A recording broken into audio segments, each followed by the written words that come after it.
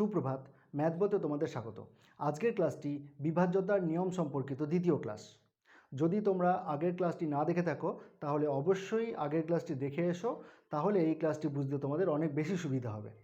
চলো তাহলে শুরু করি। 11 দ্বারা বিভাজ্যতার নিয়ম। কোনো সংখ্যার জোড় স্থানীয় অঙ্কগুলির যোগফল, বিজোড় স্থানীয় অঙ্কগুলির যোগফল, তাদের বিয়োগফল যদি 11 দ্বারা বিভাজ্য হয় তাহলে সংখ্যাটি 11 দ্বারা বিভাজ্য হবে। দেখে নাও, আমরা একটা সংখ্যা লিখেছি 6875। এটার বিজোড় স্থানীয় অঙ্কগুলো কী কী? 6 আর 7। জোড় স্থানীয় অঙ্কগুলো কী কী? 8 আর 5। ঠিক আছে, তো 6 আর 7-এর যোগফল কত? 13। 8 আর 5-এর যোগফল কত? 13। তাদের বিয়োগফল কত? 0। 0কে তো 11 দিয়ে ভাগ করা যায়, তার জন্য 6875 11 দ্বারা বিভাজ্য হবে। তোমরা বলো 5731 11 দ্বারা বিভাজ্য হবে কি না, কমেন্টে জানাও। এবার আমরা দেখে নিচ্ছি 12 দ্বারা বিভাজ্যতার নিয়ম। কোনো সংখ্যা যদি 4 দ্বারা বিভাজ্য হয় এবং 3 দ্বারা বিভাজ্য হয় তবে সংখ্যাটি 12 দ্বারা বিভাজ্য হবে। আমরা দেখছি 3 দ্বারা বিভাজ্যতার নিয়ম আগের ক্লাসে আমরা জেনেছি, 4 দ্বারা বিভাজ্যতার নিয়মও আগের ক্লাসে জেনেছি। আমরা দেখছি এই সংখ্যাটা কিন্তু 4 দ্বারা বিভাজ্য এবং 3 দ্বারাও বিভাজ্য, তাই 2136 কিন্তু 12 দ্বারা বিভাজ্য হবে। তোমরা বলো 2131 এই সংখ্যাটা 12 দ্বারা বিভাজ্য হবে কিনা। এবার আমরা দেখে নিচ্ছি 13 দ্বারা বিভাজ্যতার নিয়ম। তোমরা ভালো করে খেয়াল করে দেখো, 13-র পাশে আমি +4 লিখে রেখেছি। কারণটা এবার বিশ্লেষণ করছি, দেখে নাও। কারণ হচ্ছে এই সংখ্যাটা 6773, এই সংখ্যাটা 13 দ্বারা বিভাজ্য হবে কিনা। তোমাদের কি করতে হবে? এককের অঙ্কটাকে 4 দিয়ে গুণ করতে হবে। এখানে প্লাস লিখেছি, তাহলে এককের অঙ্কটাকে 4 দিয়ে গুণ করে বাকি সংখ্যার সঙ্গে যোগ করতে হবে। যেহেতু প্লাস লিখেছি, তাহলে দেখো 3 4 12, তাহলে যোগ করলাম। 3 4 এগুলো যোগ করলে কত হবে? 7 আর 2 9, 7 আর 1 8, 6 বসে গেল। এই সংখ্যাটা 13 দ্বারা বিভাজ্য হবে কিনা তাও বুঝতে পারছি না, সেই একই নিয়ম আবার কার্যকরী হবে। তাহলে 9 4 36, এটার সঙ্গে যোগ করব, আমরা যোগ করলাম, তাহলে আমরা পাচ্ছি 814, 6 3 9 আর 10, 104। আমরা দেখছি যে 13 8 104, অর্থাৎ 104 13 দ্বারা বিভাজ্য, তাই 6773 সংখ্যাটা কিন্তু 13 দ্বারা বিভাজ্য হবে। তোমরা বলো 2873 সংখ্যাটা 13 দ্বারা বিভাজ্য হবে কি না। এইবার আমরা 14 দ্বারা বিভাজ্যতার নিয়ম সম্পর্কে জানছি। কোনো সংখ্যা যদি 2 দ্বারা বিভাজ্য হয় এবং 7 দ্বারা বিভাজ্য হয় তাহলে সংখ্যাটি 14 দ্বারা বিভাজ্য হবে।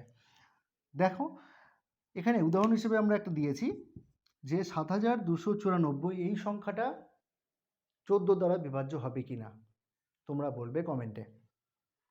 এবার আমরা 15 দ্বারা বিভাজ্যতার নিয়ম সম্পর্কে জানছি। কোনো সংখ্যা যদি 3 দ্বারা বিভাজ্য হয় এবং 5 দ্বারা বিভাজ্য হয় তবে সংখ্যাটি 15 দ্বারা বিভাজ্য হবে। 13035 সংখ্যাটা 15 দ্বারা বিভাজ্য হবে কিনা কমেন্টে জানাও। 16 দ্বারা বিভাজ্যতার নিয়ম। কোনো সংখ্যার শেষ 4টি অঙ্ক নিয়ে গঠিত সংখ্যা যদি 16 দ্বারা বিভাজ্য হয় তাহলে সংখ্যাটি 16 দ্বারা বিভাজ্য হবে। শেষ 4টি বলতে এইটার কথা বলছি। শেষ 4টি অঙ্ক নিয়ে গঠিত সংখ্যা যদি 16 দ্বারা বিভাজ্য হয় তাহলে সংখ্যাটা 16 দ্বারা বিভাজ্য হবে। এখানে দেখতে পাচ্ছ শেষ 4টি অঙ্ক নিয়ে গঠিত সংখ্যাটা হচ্ছে কত? 144। তাহলে 144কে 16 দিয়ে ভাগ করা যায়, তার জন্য এই সম্পূর্ণ সংখ্যাটাকে 16 দ্বারা ভাগ করা যাবে। এবার আমরা দেখে নিচ্ছি 17 দ্বারা ভাগের নিয়ম। 17 দ্বারা ভাগের নিয়মটাও কিন্তু 13 দ্বারা ভাগের নিয়মেরই মতো।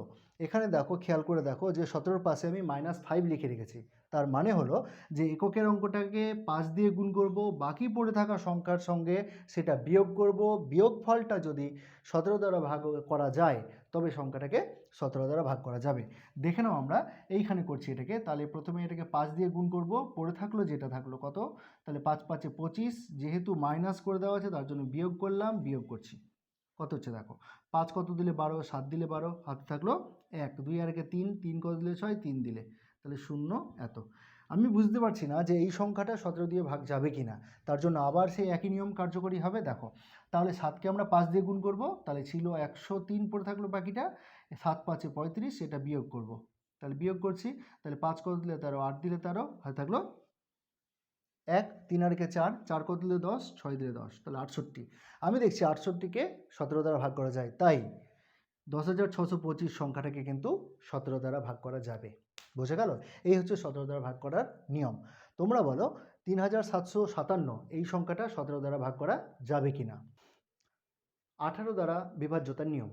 কোনো সংখ্যা যদি 2 দ্বারা বিভাজ্য হয় এবং 9 দ্বারা বিভাজ্য হয় তবে সংখ্যাটি 18 দ্বারা বিভাজ্য হবে। 11,250 সংখ্যাটার এককের অঙ্কটি হচ্ছে 0, অর্থাৎ সেটা 2 দিয়ে বিভাজ্য, তাই সংখ্যাটাকেও 2 দ্বারা ভাগ করা যাবে। আবার দেখো সংখ্যাটার অঙ্কগুলির সমষ্টি হচ্ছে 9, 1 আর 1 2, 2 আর 2 4, 4 আর 5 9, 9 আর 0 9।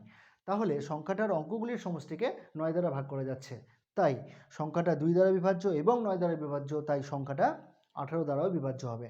তোমরা বলো এই সংখ্যাটা 18 দ্বারা বিভাজ্য হবে কিনা? এবার আমরা দেখছি 19 দ্বারা বিভাজ্যতার নিয়ম।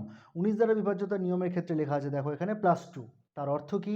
এককের সংখ্যাটাকে 2 দ্বারা গুণ করতে হবে, বাকি পড়ে থাকা সংখ্যার সঙ্গে এখানে যেহেতু প্লাস চিহ্ন দেওয়া আছে সেটাকে যোগ করতে হবে। সেই যোগফলটা যদি 19 দ্বারা ভাগ যায় তবে সংখ্যাটাকে 19 দ্বারা ভাগ করা যাবে।